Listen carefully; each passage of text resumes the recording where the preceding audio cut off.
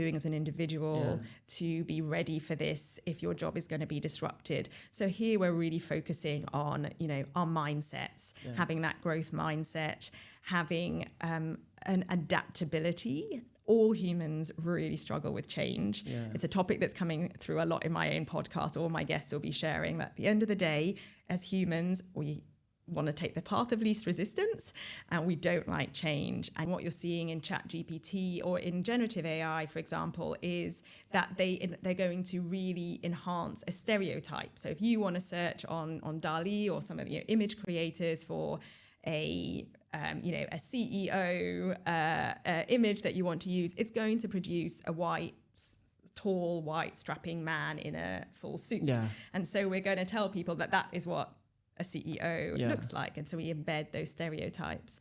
So those are all the things that exist, the risks that exist with AI that need to be addressed. And we actually can all be part of the solution and still get the benefit from it if we have the right mindset and attitude and upskill in the right ways in respect of it. I'm sure you're seeing it in your industry. It's the buzz. Every industry event across the board will be dealing with AI.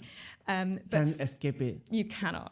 Yeah. But what is actually quite particular to professional services and the legal industry is time and again in any reports that you look at, these kind of knowledge-based professions are standing as the ones to be most disrupted, because suddenly you have technology tools that can draft your contracts, that can prepare advice, because you can dump lots and lots of data into them to train machines to do something that a lawyer traditionally, particularly if you're in a law firm, would charge out a lot of money per hour to produce.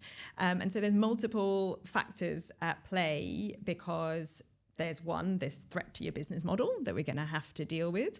We tend to be skeptical, and we're still on the early, AI has come at us. Well, it's been around for a while, but I think generative AI and the ChatGPTs of the world have now launched this into a really big, perceived threat to the profession. Give me a woman with a trolley in the supermarket. That's like the most bias that you can find out there. Yeah. Right? And just tying it all back together, you were talking about different people coming together to work on AI to reduce that bias. But for that to happen, you need regulation as well, right?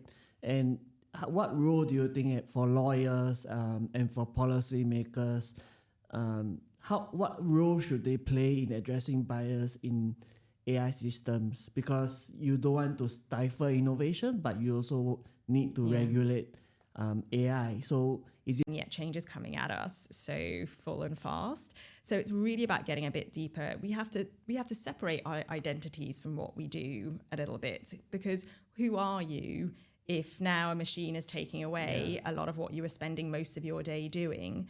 You've now set it as law, and it will just spit it out throughout for going forward.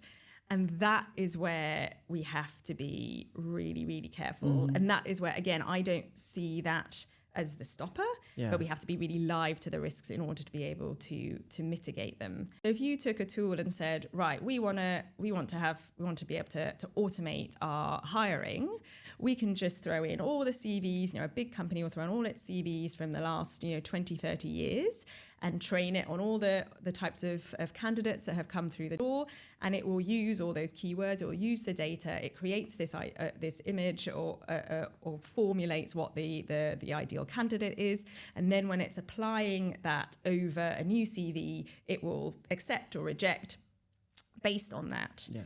And what it exemplifies is that if actually historically an organization has tended to hire mainly men, and therefore favors all these CVs with, quite masculine indicators. I love that. Is why I call my podcast the Human Algorithm Podcast as well. Totally. Like the tech and human side of things, you cannot lose either one of it, right? And I want to double click on generative AI that you mentioned earlier about ChatGPT and all that. And we have seen it be, as you earlier mentioned, be a game changer for so many people, for so many industries. But it has also embedded and amplified historical biases across different race group, different gender identity and all that. But as a how can you add value? How can you develop those relationships? And I think that the profession will be forced to move from the knowledge and the metrics and the technical aspect of their roles to the relationship, to the people, to adding all those layers that are still much further down the track for technology now. It just does what it's told. Yeah. So we need people at all stages of diverse viewpoints with different lived and learned experiences. We don't need just technologists in the world of AI. We need lawyers, we need sociologists, we need philosophers, we need creative people, all that bring that address all the different blind spots that will exist when you're creating it. And where you're embedding things, I plugged this into ChatGPT and it was not good enough, so we're good. But the reality is that we're probably not good because it is in the early stages. But what we've seen and what is so impactful about these technologies is that they learn so fast that we don't have the bandwidth or the time that we did maybe with other, the bigger revolutions through history to get on board with it. And it promotes certain types of language. Then now, for going forward, you've set the rules for everyone coming through the door as going, actually, suddenly the CVs that are from men that have all that same language, they're the ones being brought to the top of the pile.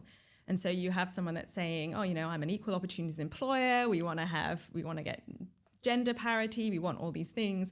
But actually the data would suggest that we've acted in a particular way.